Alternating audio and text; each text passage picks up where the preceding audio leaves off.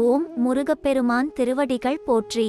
துறையூர் ஸ்ரீ அகத்தியர் சன்மார்க்க சங்கம் மதுரை விருதுநகர் கிளை சங்கத்தின் சார்பாக 7/4/2024 ஞாயிறுகிழமை அன்று காலை 8 மணியளவில் மதுரையில் கஷ்டப்படுகின்ற ஏழை எளிய மக்களுக்கு ஞானியர்களை பூஜித்த அரங்கரின் அருட்பிரசாதம் சுமார் 240 நபர்களுக்கு சிறப்பான முறையில் அன்னதானம் வழங்கப்பட்டது.